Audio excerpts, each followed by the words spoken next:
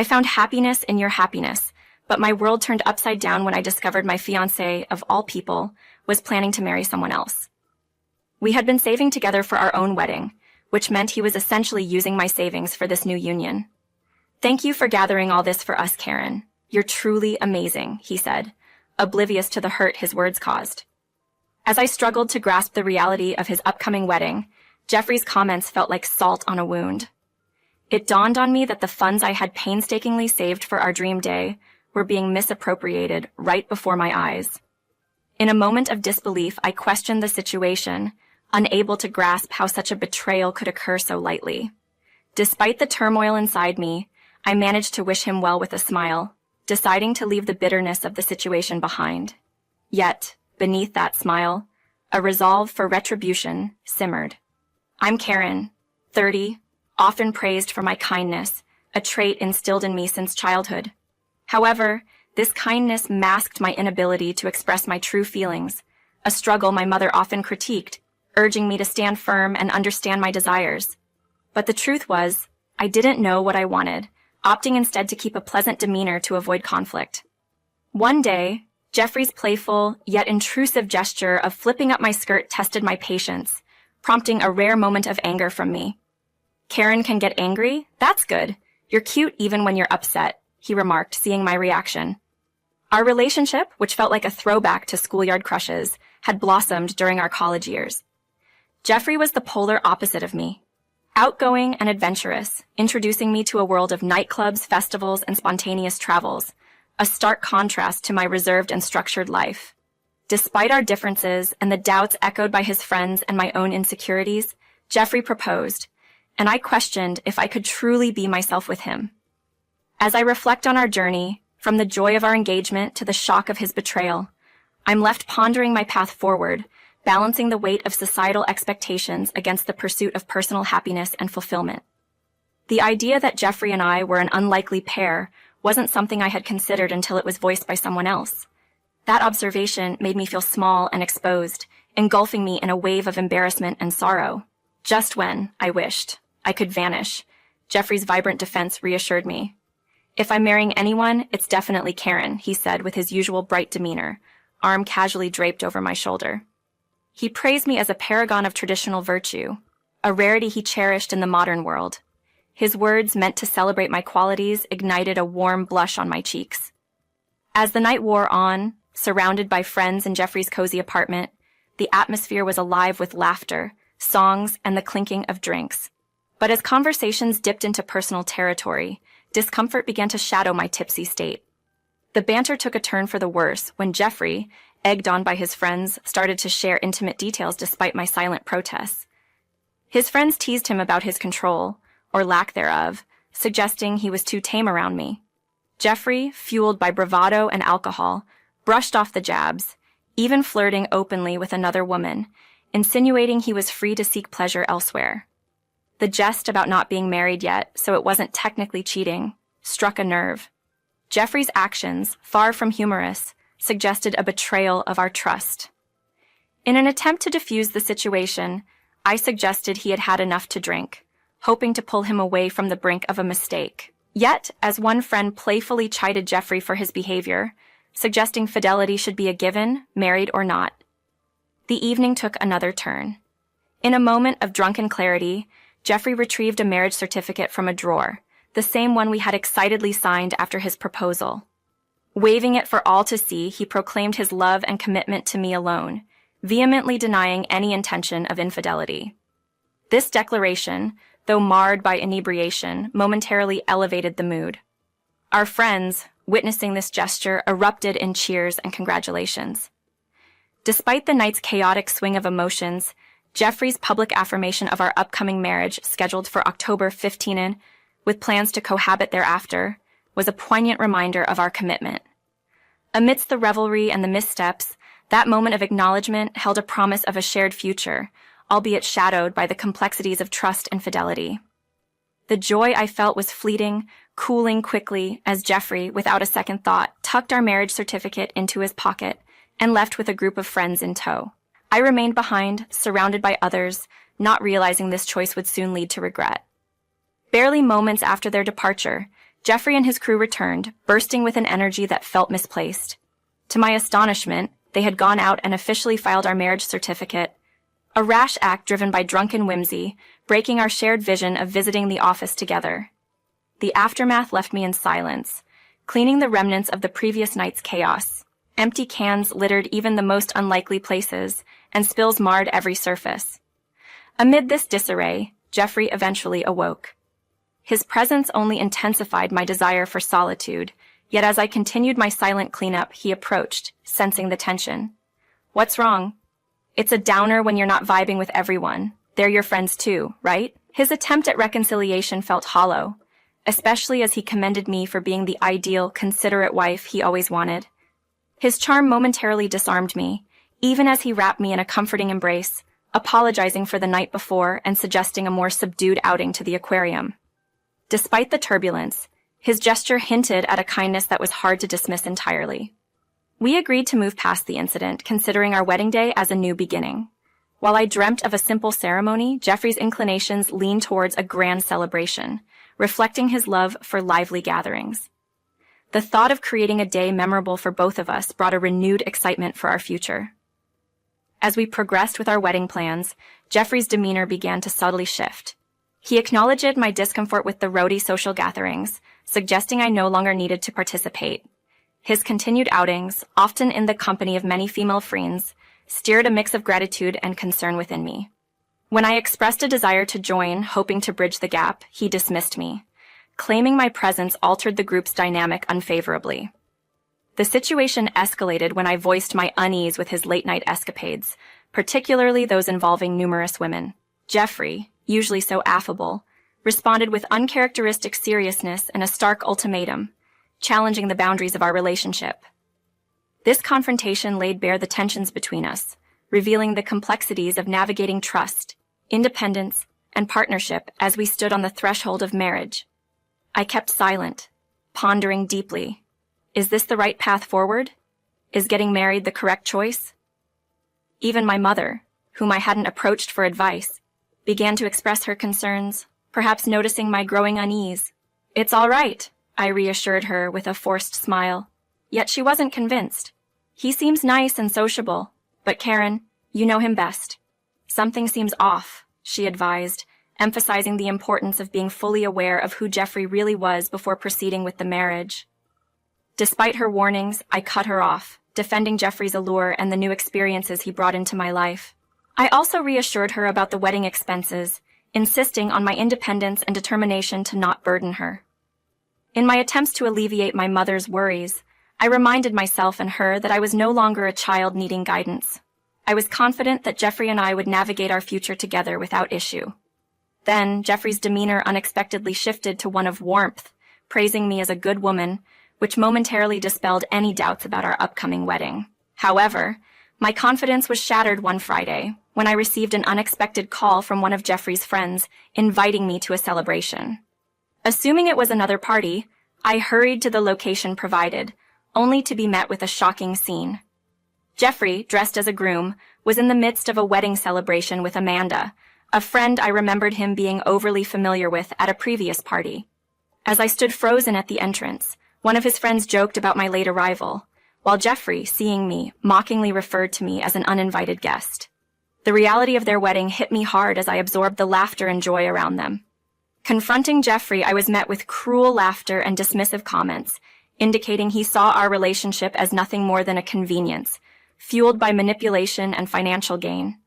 His words, meant to be endearing, were laced with sarcasm, revealing his true intentions. The realization that my contributions had inadvertently funded their wedding was a devastating blow, challenging everything I thought I knew about love, trust, and the person I believed Jeffrey to be. My hesitation evaporated in the face of the undeniable truth unfolding before me. When I confronted Jeffrey about using my savings for his wedding with Amanda, his confirmation felt like a betrayal. His casual admission of using the money I had saved for our own wedding ignited a fury within me unlike anything I had felt before.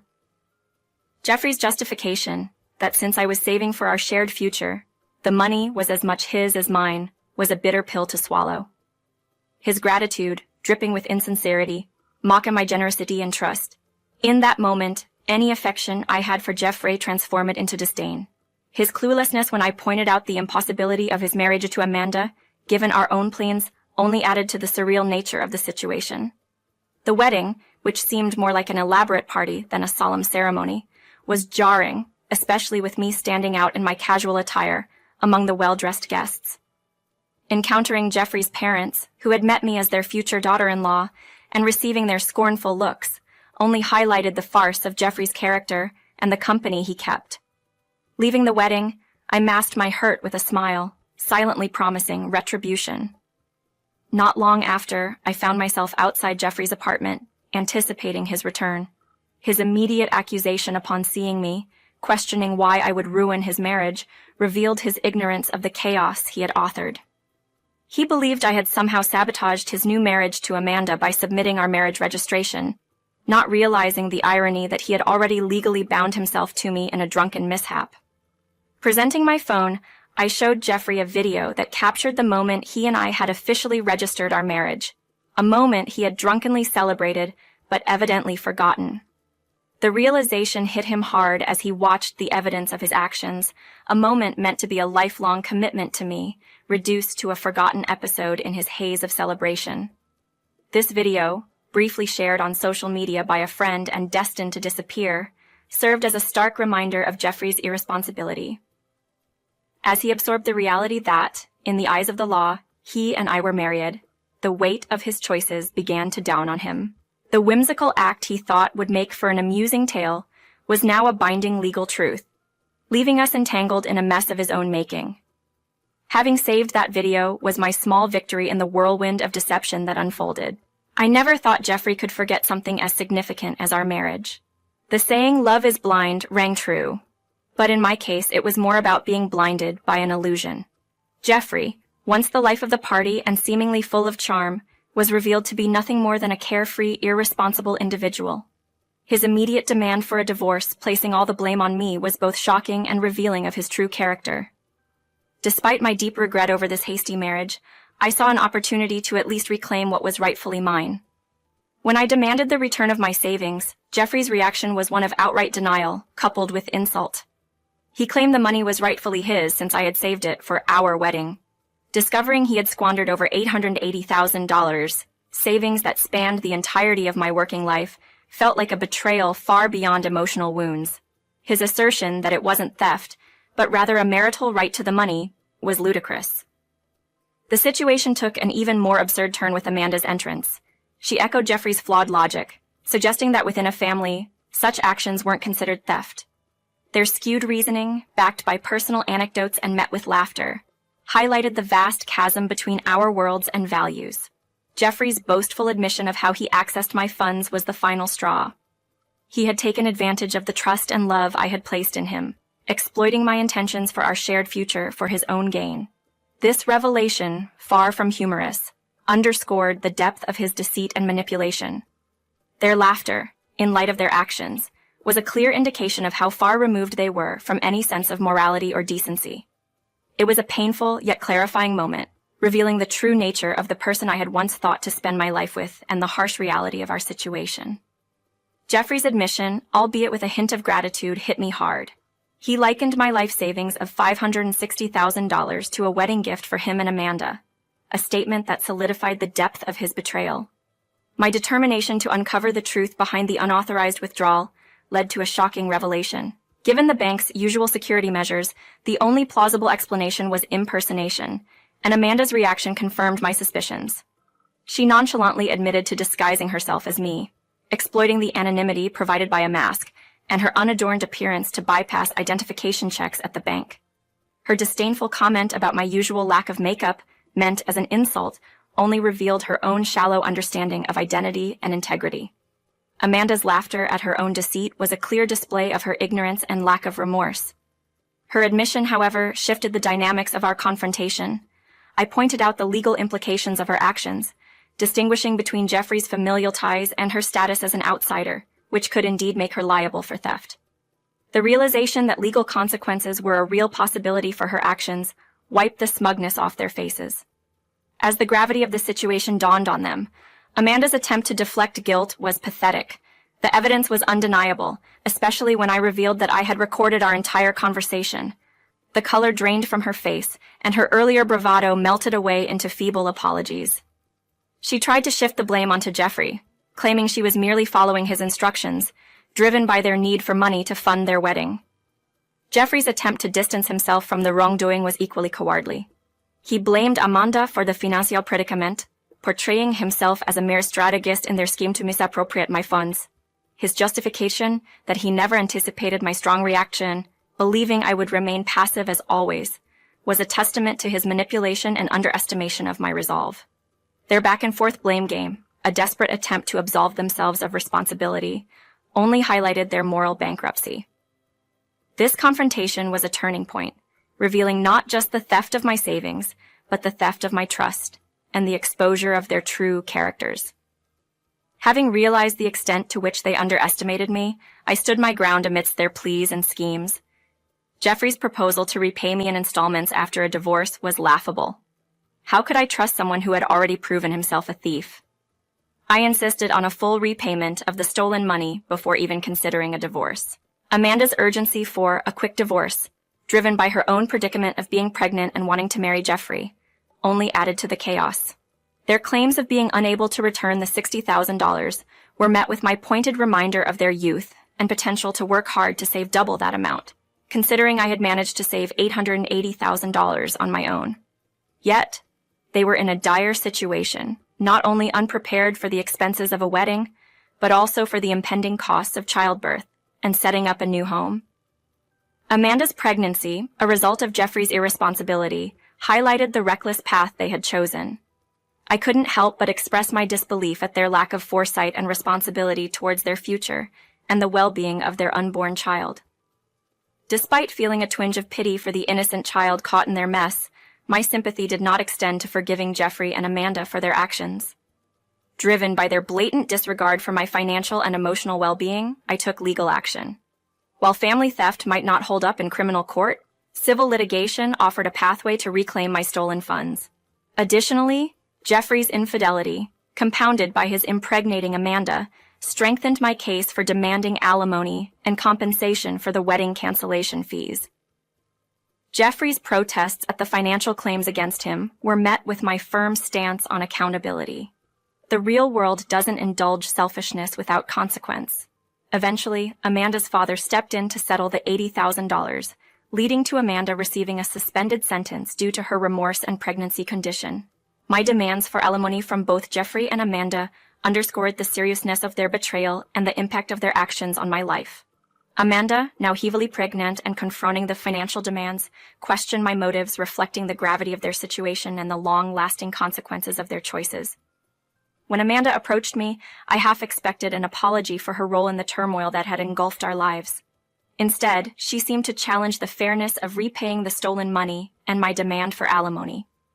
I calmly explained that it was only just for her to return what was wrongfully taken, emphasizing that her actions necessitated the repayment. Despite my composed response, Amanda broke down in tears, especially after returning the $80,000, which paved the way for my divorce from Jeffrey. Jeffrey and Amanda did end up marrying, yet their new life together was far from the blissful start they might have envisioned. Financially strained and under the strict supervision of Amanda's father, who had begrudgingly settled the debt, they found themselves working tirelessly in a factory owned by one of his acquaintances. With little freedom and no luxury of leisure or entertainment, their relationship became strained. Amanda, despite her condition, worked up until the late stages of her pregnancy, while Jeffrey's attempts to flee from this constrained life were futile. The couple's mutual resentment for their plight was palpable, a sentiment shared during my conversations with Amanda's father, who lamented his own challenges with family, but remained committed to ensuring I received the owed payments. Returning to my parental home, I sought solace in the familiarity and comfort it offered, only to be met with my mother's stern admonition to face the situation with strength. The expectation of unconditional support gave way to an emotional moment of realization and acceptance. Her embrace and gentle reprimand reminded me of the importance of valuing my own feelings and standing firm in the face of adversity. The ordeal with Jeffrey and Amanda, while harrowing, served as a catalyst for personal growth. The support from Amanda's father, despite the circumstances, was a silver lining, ensuring the restitution of the stolen funds. My time back at my parents' house, reliving childhood comforts and facing the tough love of my mother, provided a much-needed respite and a chance to heal. Emboldened by these experiences and the lessons learned, I moved out to start anew, with a renewed sense of self and a determination to build a brighter, more fulfilling future. The hardships faced had not only tested my resolve, but also opened my eyes to the possibilities that lay ahead. With a fresh perspective and a heart open to new beginnings, I looked forward to the journey of rediscovering myself and eventually creating a new family grounded in trust, respect, and love.